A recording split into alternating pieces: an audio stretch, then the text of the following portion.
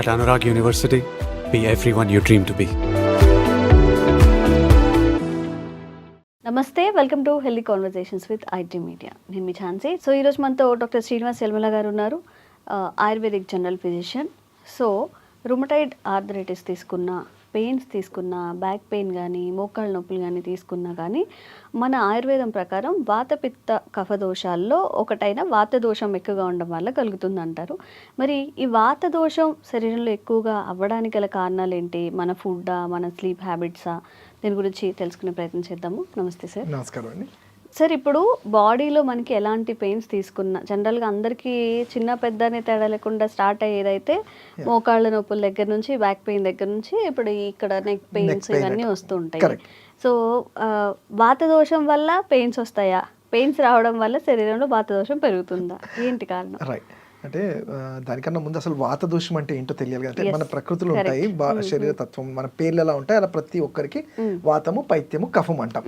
So ఈ రోజు మనము ఈ పెయిన్స్ గురించి మాట్లాడాం కాబట్టి దాన్ని వాత దోషం అని ఆల్రెడీ మీరు ఇంట్రడక్షన్ ఇచ్చారు. ఎగ్జాక్ట్లీ దాన్ని వాతమే అంటాం. అంటే శరీరంలో ఎటువంటి ఇబ్బంది పెయిన్ఫుల్ గా ఉన్నదాన్ని వాతం అంటాం. అయితే అసలు ఈ వాతం అంటే దానికి సింపుల్ గా మీకు చెప్పాలి అంటే ఏంటంటే వాగతి గంధహో వాత అంటాం. అంటే సింపుల్ లైన్లో దేనికైతే చలనం ఉంటుందో అది ప్రతి ఒక్కటి అది వాతమే అంటాం.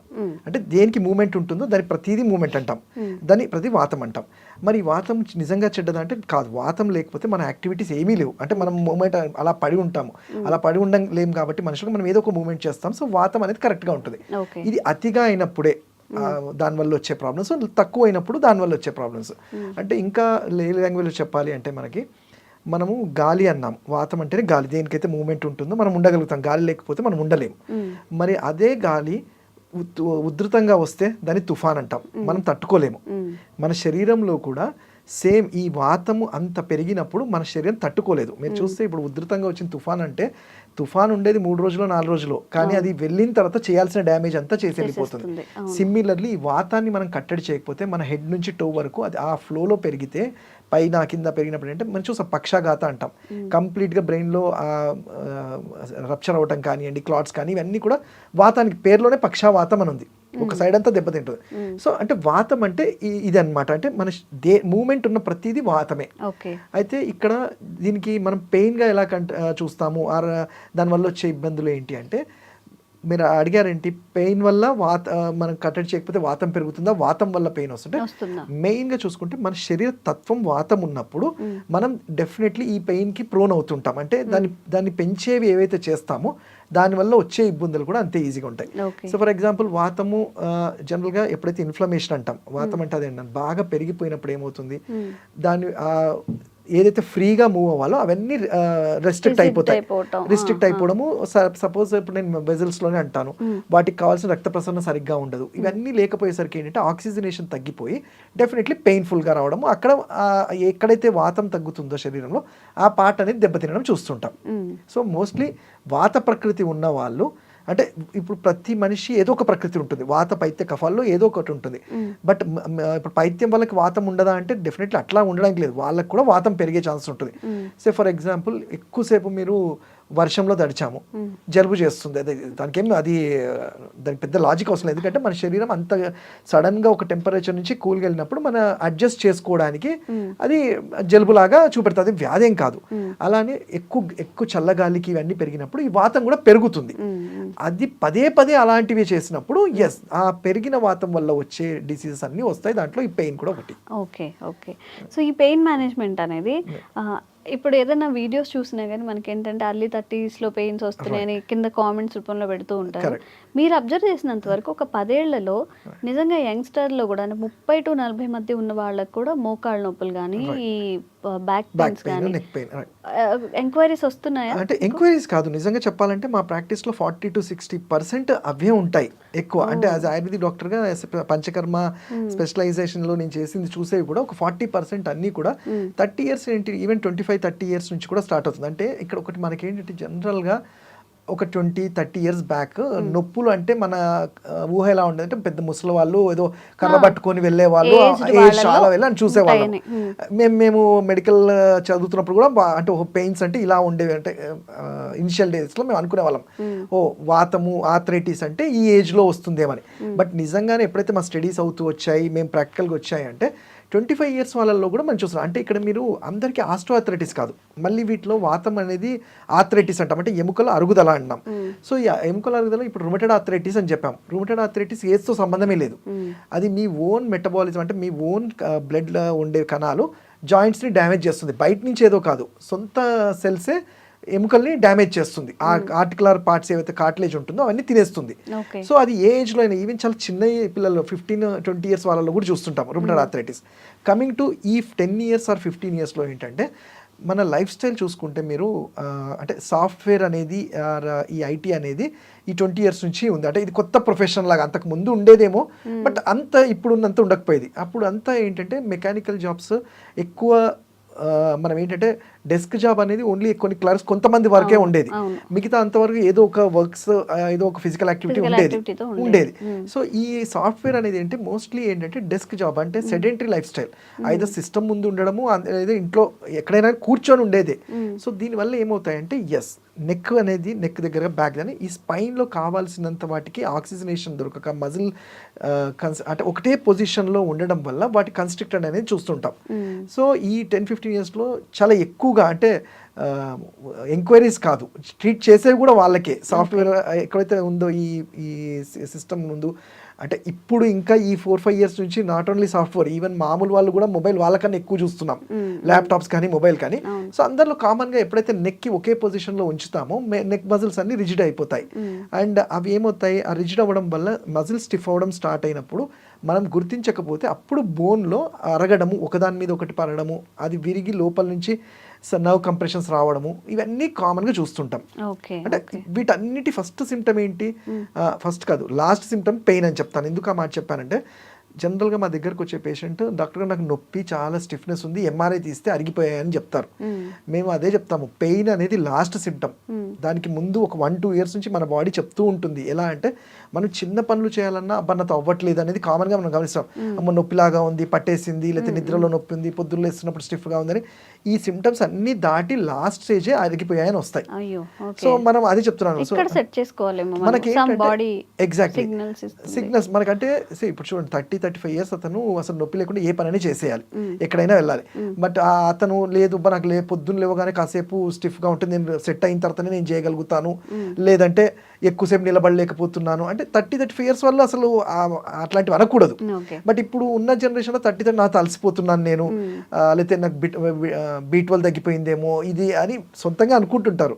సో వీటికి కారణం ఏంటంటే ఈ నర్వ్స్ ఏవైతే స్పైన్లో వెళ్ళే నర్వ్స్ కంప్రెస్ అవుతున్నాయని మనం ఒక అర్థం చేసుకోవాలి. అవి వాటిని అప్పుడు సరైన టైంలో గుర్తించకపోతేనే స్పాండిలైటిస్ కానీ ఇన్ఫ్లమేషన్, డీజనరేషన్ ఇవన్నీ చూస్తూ ఉంటాం. సో ఇవన్నీ అల్టిమేట్గా పెయిన్ఫుల్గానే ఉంటాయి. ఓకే. సో ఎక్కువగా ఉన్నప్పుడు చాలామంది పెయిన్ కిల్లర్స్ యూస్ చేస్తూ ఉంటారు. ఇప్పుడు మన అమ్మ వాళ్ళు కానివ్వండి, ఎవరైనా ఇంట్లో పెద్దవాళ్ళు ఉన్నప్పుడు ఒక బాక్స్లో రెడీగా పెట్టుకుంటూ ఉంటారు అనమాట. కొంచెం మోకాలు నొప్పి అనగానే పెయిన్ కిల్లర్స్ చేసేసుకోవడం. సో ఈ పెయిన్ కిల్లర్కి ఆల్టర్నేట్ ఉంటే దీన్ని మనం స్టాప్ చేయొచ్చు, ఎందుకంటే సైడ్ ఎఫెక్ట్స్ వస్తున్నాయి కాబట్టి. ఆయుర్వేదంలో పెయిన్ కిల్లర్తో సమానంగా పనిచేసే మందులు ఉన్నాయా? ఇన్ఫాక్ట్ నేను పెయిన్ కిల్లర్తో సమానం అని చెప్పను, పెయిన్ కిల్లర్స్ కన్నా ఎక్కువే అని చెప్తాను ఆయుర్వేదంలో. ఎందుకంటే ఇప్పుడు చూడండి మీరు నాకు తెలిసి పెయిన్ కిల్లర్స్ కూడా ఏ డాక్టర్ సజెస్ట్ చేయడు, ఏదో ఒక్కసారి ఏదో ఉన్నప్పుడు అది తీసుకోండి. కాకపోతే ఇప్పుడు మనకు ఉన్న నాలెడ్జ్కి అందరికీ తెలిసి మెడికల్ షాప్లో పోయి తీసేసుకుంటారు. అంతేగాని డాక్టర్స్ ప్రిస్క్రైబ్ చేసి మీరు వచ్చే ప్రతిసారి నొప్పి గోళీ వాడమని ఏ డాక్టర్ చెప్పరు. ఒక పీరియడ్ ఆఫ్ టైంలో ఆ సివియారిటీని బట్టి వాడుకోమంటారు అంతే తప్ప మీరు వచ్చిన ప్రతిసారి ఇది వాడండి అని చెప్పరు వితౌట్ డాక్టర్ కన్సల్టేషన్. బట్ ఇక్కడ ఏంటి మనకున్న నాలెడ్జ్ ఇది పెయిన్కి పనిచేస్తుంది, లేటర్ స్టేజ్లో చూద్దామంటే అందరికి తెలిసే non steroidal anti inflammatory drugs అంటారు, NSAIDs అనేవి. ఇవి ఎంతో కొంత కిడ్నీస్ మీద ఇతరత్ర ఆర్గాన్స్ మీద వాటి ఎఫెక్ట్ చూపెడుతుంది. సరే అది మన సబ్జెక్ట్ కాకపోయినా ఆ కాంప్లికేషన్స్ ఎప్పుడైతే ఉంటాయి. బట్ మరి మీరు అన్నట్టు రైట్ క్వశ్చన్ ఏంటంటే దీనికి మరి ఆ నొప్పిని భరించాలి అంటున్నారు, పెయిన్ కిల్లర్స్ తీసుకోవద్దంటే ఎలా అని అడుగుతారు క్వశ్చన్స్. సో మరి ఆయుర్వేదిక్లో ఇది నేను చెప్తుంది కదా, మీరు చూస్తే 5000 years బ్యాక్ సిస్టమ్ అన్నప్పుడే ఆయుర్వేదం మరి ఆ టైంలలో మరి పెయిన్స్ ఇవన్నీ లేవా, వాళ్ళు ఎలా మేనేజ్ చేస్తారు అంటే ఫస్ట్ థింగ్ సరే మనము పెద్దగా కాకుండా సింపుల్గా ఏంటంటే మోకాలు నొప్పులే ఉన్నాయి, మోకాలు నొప్పులు అరిగిపోయాయి, 2 జాయింట్స్ రాపిడి వల్ల అక్కడ కార్టిలేజ్ తగ్గిపోయి ఒకదాని మీద ఒకటి వల్ల కండరాల నరాలు దెబ్బతిన్నాయి. పెయిన్ కిల్లర్ ఇస్తే అదంతా నంబ్ చేసి ఒక 6 hours మన బ్రెయిన్కి అది సెడేట్ చేస్తుంది, సో నొప్పి తగ్గుతుంది, మళ్ళీ 6 hours తర్వాత వస్తుంది. సో ఇలాంటి ఎఫెక్ట్ ప్లస్ అంటే నొప్పి తగ్గడమే కాకుండా మళ్ళీ ఎంతో కొంత రీజనరేట్ చేసుకునే కెపాసిటీ ఆయుర్వేదంలో ఉన్నాయి. అవి ఎలా అంటే ఇప్పుడు హోమ్ రెమెడీగా కూడా మేము ఏం చేస్తాము, ఇనిషియల్ స్టేజెస్లో ఎముకలు అరుగుతున్నాయి, పెయిన్ఫుల్గా ఉంది, వాపు ఉంది అన్నా అనుకోండి, సింపుల్గా మనకి వావిలాకు అంటాం, ఎక్కడంటే అక్కడ దొరుకుతుంది. వావిలాకు, మునగాకు, ఆముదమాకు, వీటిలో ఏదైనా ఒకటి వాటి పేస్ట్ లాగా చేసి, లేదు అంటే వావిలాకునే మనం స్నానం చేసే ముందు నీళ్ళల్లో ఒక 5 minutes కొంచెం అలా బాయిల్ చేసుకొని ఆ వాటర్తో తీసుకోవడం వల్ల కండరాలలో పేరుకుపోయిన స్టిఫ్నెస్ అనేది రిలీవ్ అవుతుంది. అది దానికి ఎఫెక్ట్ ఉంది. మీరు చూసుకుంటే డెలివరీ అయిన తర్వాత కూడా మదర్స్కి చేస్తారు, ఎందుకంటే ఆ వాతం తగ్గడానికి పాతకాలంలో అది యూజ్ చేసేవాళ్ళు, దాంతో స్నానం చేయడం అనేది. సో అలానే వాపులు ఉన్నప్పుడు, స్టిఫ్నెస్ ఉంది అన్నప్పుడు ఇంకో సింపుల్ రెమెడీ, అన్నాన్ని బాగా మెత్తగా బాయిల్ చేసుకొని పాలు కలుపుకొని కొంచెం శొంఠి అంటాం కదా, అంటే అల్లం పేస్ట్ని చేసి లేపం లాగా చేసి కట్టు కడితే మీకు 15 to 20 minutesలో ఆ పెయిన్, అంటే ఎస్పెషల్లీ లోకలైజ్డ్ పెయిన్స్, స్వెల్లింగ్ అయితే తగ్గుతుంది. కట్టులాగా కట్టి ఒక 15 minutes 20 minutes తర్వాత తీసేయచ్చు. అలానే మనకి న్యాచురల్గా పెయిన్ కిల్లర్స్ లాగా పనిచేసేవి సజ్జలు అంటాం, సజ్జలు మనం కాకపోతే వేడి చేస్తామంటారు, అది లిమిటెడ్గా తీసుకుంటే మీరు ఐదర్ ఉప్మాలాగా కానీ చపాతి పిండిల్లో కానీ సజ్జల్లాగా అవి తీసుకోవడము. అలానే నిజంగా చెప్పాలంటే శొంఠి, ఇది యాంటీ ఇన్ఫ్లమేటరీగా పనిచేస్తుంది. శొంఠి వాటర్ కానివ్వండి, అల్లం మనం జనరల్గా రోజు వాడుతూనే ఉంటాము, బట్ స్పెసిఫిక్గా కొంచెం ఆ అల్లాన్ని కొంచెం వాటర్లో బాయిల్ చేసుకొని కషాయం లాగా తీసుకోవడం కూడా చాలా హెల్ప్ఫుల్గా ఉంటుంది.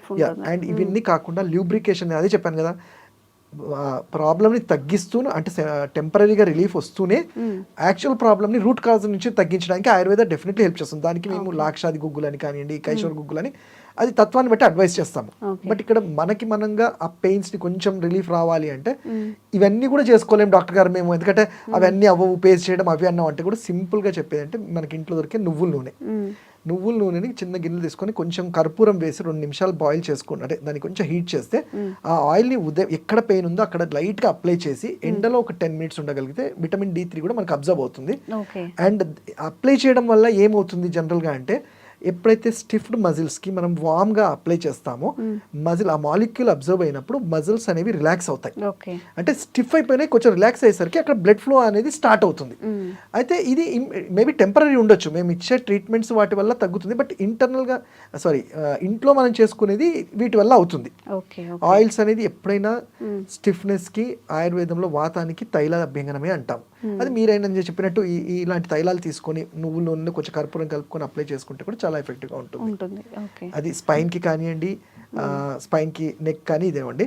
ఇంకొకటి నెక్ పెయిన్కి ఈ ఆయిల్స్తో కాకుండా ఏంటి అంటే నస్యకర్మ అంటాం. సింపుల్గా ఇంట్లో దొరికే ఆవు నెయ్యిని బ్రష్ చేయగానే రోజు ఈ ముక్కులో 4 చుక్కలు, ఈ ముక్కులో 4 చుక్కలు, ఏం కంగారు పడ, అంటే అదేం అయిపోతుందా కానీ లోపల పోయినా ఏం కాదు, కొంచెం మంట ఉంటుంది, కఫం లాగా చేయొచ్చు. దీనివల్ల బ్రెయిన్కి కావాల్సినంత ఆక్సిజనేషన్ పెరిగినప్పుడు ఆ నర్వ్స్ ఎక్కడైతే వెళ్తాయో వాటిని రిలాక్స్ చేయడంలో చాలా హెల్ప్ఫుల్ అవుతుంది. కొంతమందికి తెలుసు, కొంతమందికి తెలీదు, అంటే చిన్నపిల్లలకు కానీ వీళ్ళకి వేయద్దు అని ఒక, అంటే జనరల్గా చిన్నపిల్లలకి వేయకపోవడమే బెటర్.